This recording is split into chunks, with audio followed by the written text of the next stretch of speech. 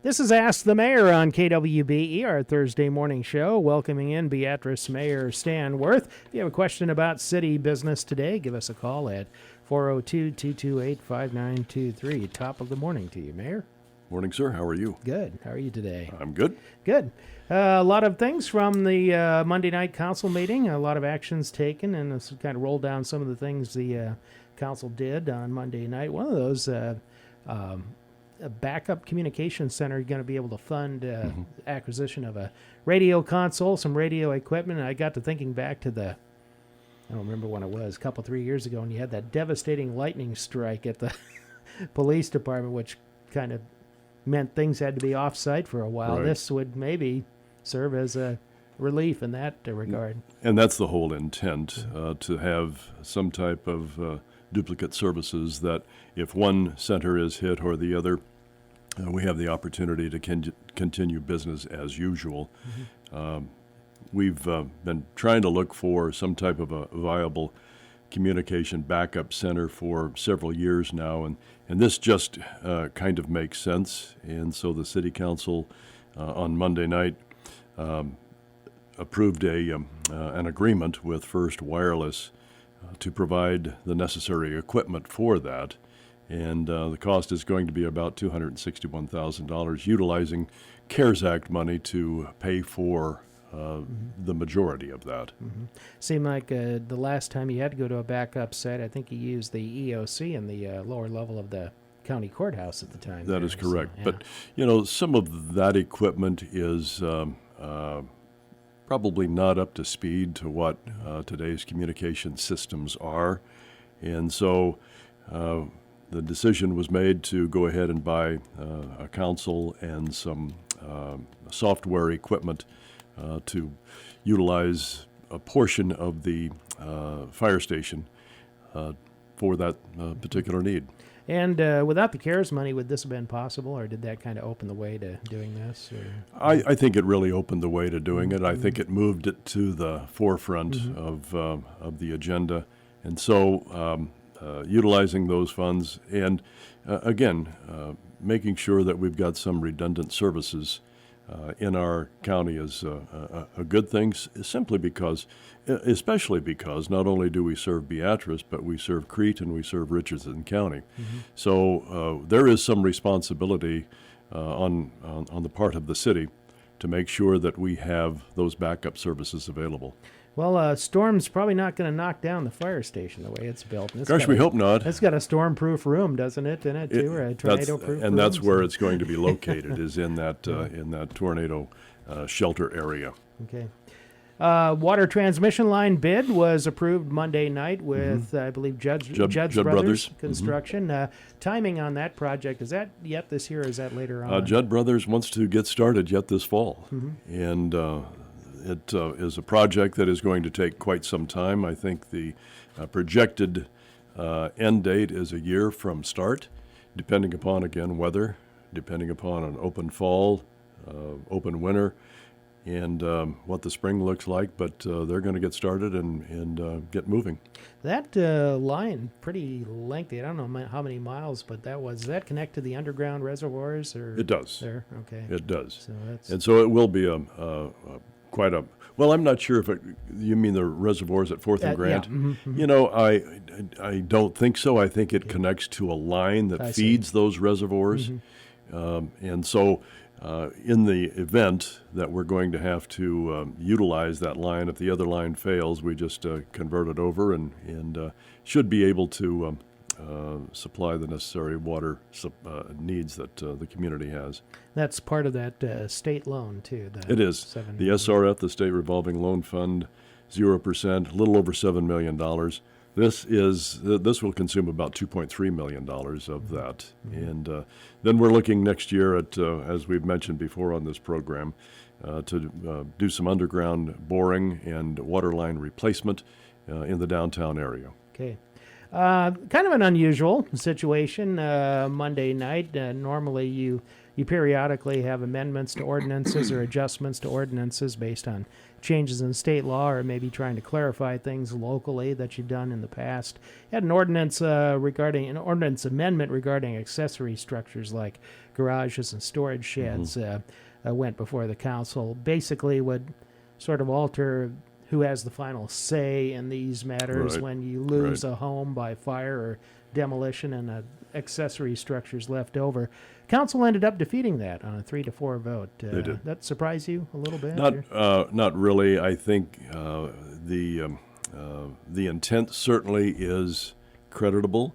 I think it's again part of the community improvement program that I think this council is aware of and wants to set as a priority.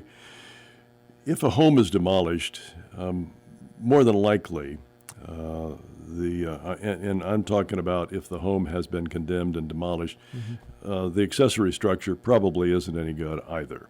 I'm not saying that that's always the case, but sometimes that is the case. And that ordinance, the proposed ordinance, would say that that building has to go also. Makes sense if you're going to be involved in community improvement. I think that there could have been a compromise in that ordinance, proposed ordinance, to allow the community development director to be involved in that process. That was not how it was written, and so the council decided that, that if the house is gone, the accessory building may be in good shape. If that building is in good shape, then the community development director could sign off on it and say, it's all right, we'll leave it there. Maybe some parameters associated with that another residence be built next to it. But it was just a little bit confusing and a little gray, and the council, I think, saw it that way and decided to vote it down. You've had some programs in the past. The Moto Own one is, I guess, one where you kind of negotiate or encourage people to take over property and maintain it and get them to try to build something on it or improve something on it.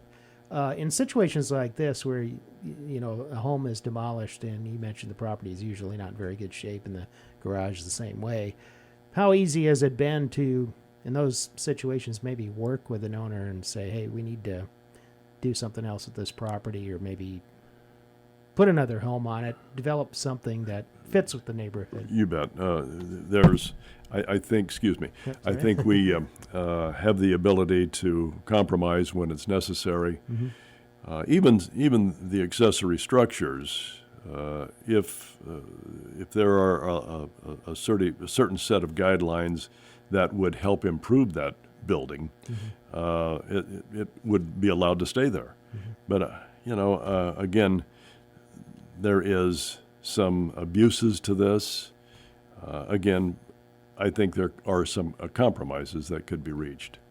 The other thing is, too, I was suppose that some of the homeowners in that area don't want their neighborhood just looking like a storage site or something, too. So that kind of factors into it, too. And, I think you have to take that into consideration also. You've got people that live next to it. And if it's used for storage and storage around it, all of a sudden it's not very conducive to, I guess, the quality of life. And so I think the whole intent was creditable. I think it was designed to clean up areas where it needs to be cleaned up.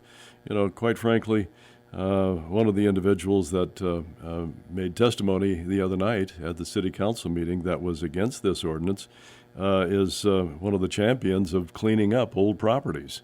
And so it just depends on the situation and what you've got going in your life, too. What do you see this coming back in some revised fashion at all? At some point in time, I would guess it would. I don't think it's going to happen anymore this year, but I think it could be readdressed. I think it could be modified, and I think it has the certain ability to pass. That close of a vote, you had one council member missing that night, could have changed if you had the full body there, it might have changed things. It sure would have, Yeah. and it would have been more than likely a 4-4 tie, and then You had the joy of breaking the tie vote. I haven't done that very much in the last almost 8 years. Yeah. And I think it's only once or twice that I've had to do that. But I would have voted for it with maybe a modification of continuing to have our community development director involved. All right. 228-5923 if you have a question for Mayor Stan Wirth today on Ask the Mayor. We're back on Ask the Mayor today with Mayor Stan Wirth. 228-5924 is our number for questions. I need to pull my program up here to make sure that I get the questions up. Those are last week's ones. We'll pay attention to it later. Okay. So, one of the things you mentioned during the break, season's over for the water park. They had the Doggy Dip fundraiser, the Humane Society, Tuesday night, which is always a nice event. Helps raise money for the society, and heard you had some numbers on the water park. You asked that I bring some numbers, and You bring some numbers. I followed my assignment today. So there was good numbers at the pool this year. They sold over 400 season passes, which is good, which generates about $38,000. And we had daily admissions of about 9,225, and then we had season pass admissions of about 9,013. So total admissions throughout the pool season was about 18,233. So that's really good numbers. How that compares to last year, I don't have that figure, but it generated about $84,000 in income. And still not enough money to cover the costs with your manager, with your lifeguards, with repairs and maintenance. But it offset those costs, and you still provide a valuable service to the community. Yeah, that's really the point, too. That's the nice whole point. recreational opportunity, quality of life thing. Right, So right. not everything has to make a ton of money. Not everything has to make money, and you'd like it to be that way, but and we could make it that way, but we'd have to charge more, and we're not going to do that. Yeah, you haven't adjusted fees for quite some time. For a long time. Yeah. So. And I don't know that that's going to happen anytime soon. All right. What else do we want to talk about here? Oh, important issue: fireworks sales and use.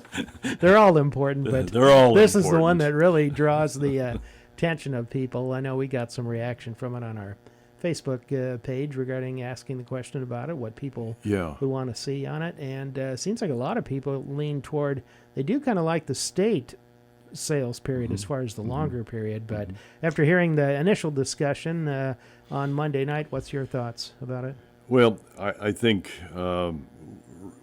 the Councilman Tim Fralin is right on target that there is lost revenue to those fireworks stands in this community, and lost revenue also means lost sales tax dollars. The issue is that you have certain portion of the population that they don't like fireworks. They don't like the noise.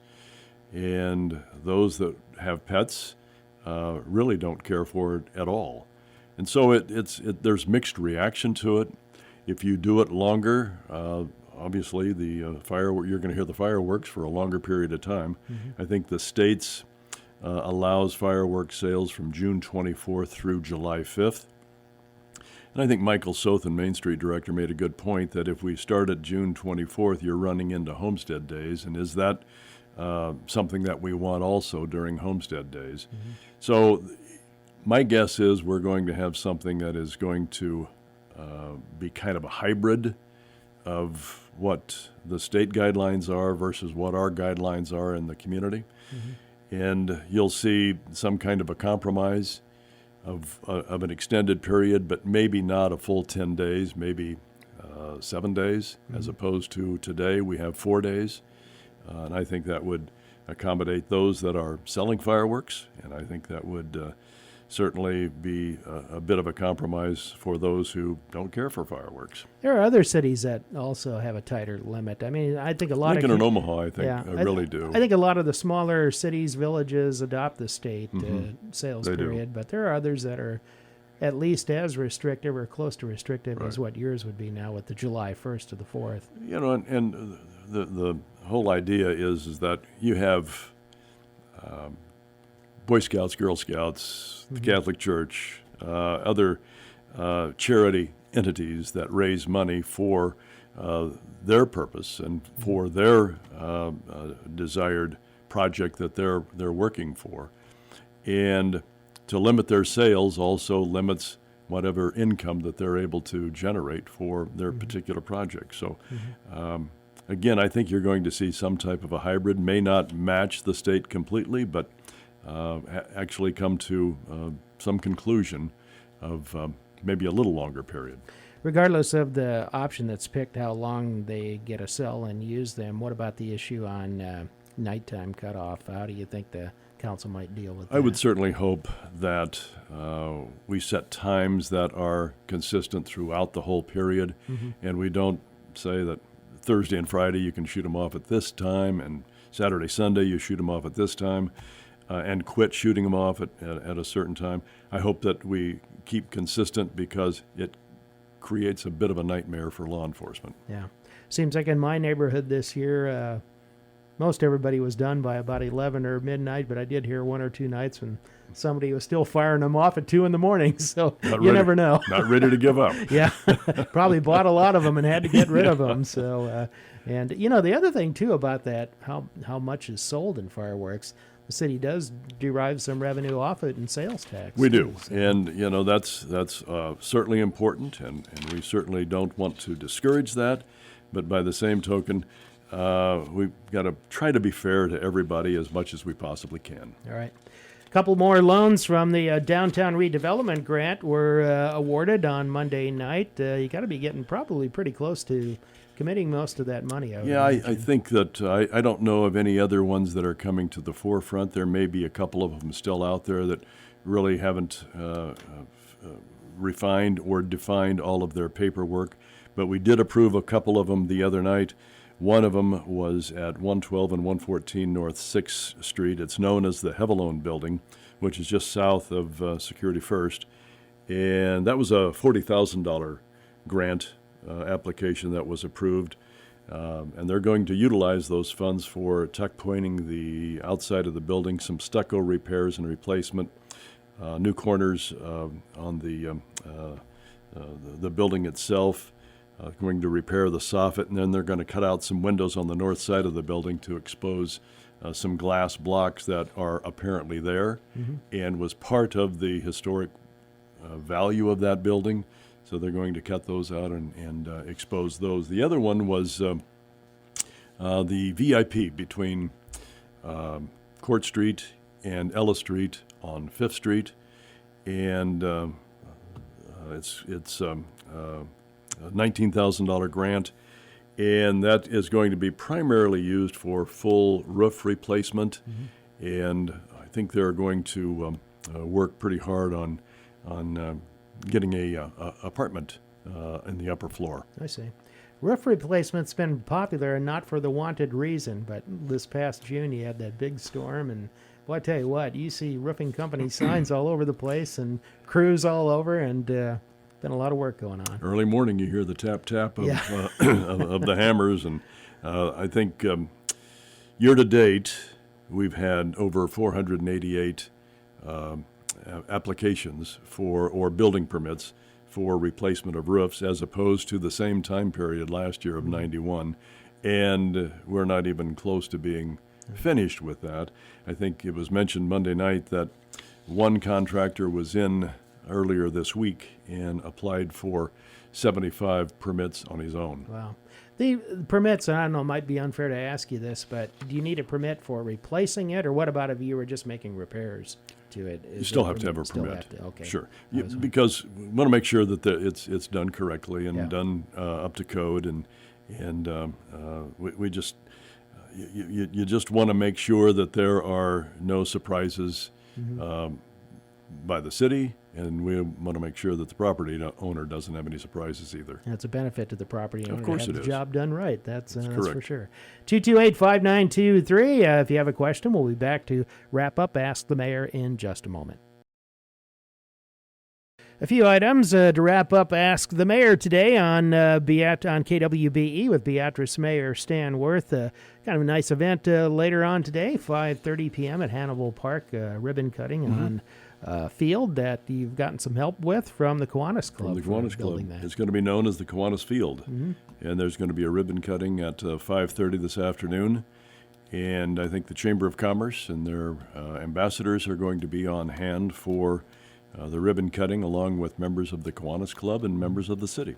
That's the competition field, isn't it? It is. Too, for the Lady Orange. It is out there. So nice improvement. Nice improvement. It's really a beautiful complex. The entire complex is really first rate. There are teams from out of the city, that out of county, that really want to come here and play on this field, just because of the amenities that it offers and how well it is groomed and the good shape that it's in. All right, 5:30 today at Hannibal Park, ribbon cutting for Kiwanis Field. Monday night, the City Council authorized a couple of grant applications. One is that project that would, I think, help close that gap on the Pioneer Trail. If I remember right, it's the same one, 24th to 26th. 24th to 26th Street, that is correct. Okay. And we'd be responsible for about 20% of the cost. The rest of it comes from the Department of Transportation. I see. Department of Economic Development, I believe. Oh, yeah. How soon would you know on that one? That's a great question. We just submitted the application, so it's going to be a bit of a wait and see. But I think that we're certainly well known for the trail system that we have in Beatrice with DED, and we're hoping that they will want to make sure that we try to get this completed, because it is a bit of a safety issue for pedestrians, especially those that are going to school. And so we hope that they look on that as being favorable and as a safety issue, and something that they'll hopefully get on right away. It's not a real high-cost project. It won't be. Yeah. So. Not like we have in the past. Yeah, like the last segment from the water park to Hannibal Park was about a 1.5 million project or somewhere around there. The other application was on one for playground equipment, new playground equipment that's ADA compatible at Sertoma Astro Park. I think that was a land and water conservation grant. It is. And again, we've got a nice splash pad there, but the playground equipment dates back to the 1990s. And it's time to upgrade those and make them ADA accessible. The pool may be closed, but I saw the splash pad was still going the other day. Splash pad's still open, and I think it still will be as long as weather permits. Yeah. You get into 40, 50, 60-degree weather, and then kids all of a sudden stop using it. No, I wouldn't want to stand out there. Yes, for sure. Other than to wake you up in the morning if you didn't have your cup of coffee. Exactly. That'd be the thing. Status of the water tower painting at 19th and Jackson. Crews have been working on that. That is a big tank, the biggest of two in the city. And how's that coming? I think they have until the end of this month to get it completed. It looks to me like they have sandblasted as much as they possibly need to. They're starting the painting process. I'll tell you what, that I don't know what, I know they're using spray guns and that kind of thing, but you see an individual up there doing his thing, and he looks pretty small in comparison to the size of that structure. So it's going to take some time. It probably won't be finished for a couple of weeks yet. Yeah. And you'll put new logos on it. That'll be interesting to see them. We saw the diagram of them at the Board of Public Works meeting, but nothing like seeing the real thing when it does show up, so that'll be nice. That would probably be on the southwest and the northeast? I believe that is correct. Corners of the tower, because the letters are kind of on the opposite. On the opposite sides. Then the second tower in South Beatrice, which is smaller, couple of years. Couple before of you years do from that. now before we do that. It's I think it's every 5 years we redo the painting of the outside of the structures. The actual painting of the towers is part of an ongoing maintenance contract. It is. The lettering on the logo was extra. That cost was a little extra. bit, That was so. about a $12,000 extra cost. But we have a contract with the company that every 5 years they come in and just very systematically do the repairs. All right. Meeting coming up on August 29th. What's that about? Is that a budget? To finalize the budget, I the see. biennial budget. If there's anything that comes up, anything that we need to modify, that gives us the opportunity at that time to do it. Going into what, the second year of the biennial? Second year of the Whatever, biennial. so. And sometimes some projects can kind of get deferred from the first to the second for various reasons. And they did simply because of the availability of the contractors. Then also you had problems with supply chain schedules everybody's facing, and boy, did that create some difficulties for. I think we had issues with some generators, and the electric department has had some issues, and some vehicles that we've ordered. Mayor, thanks for being with us again. Have a good weekend. Thanks, Doug. You too.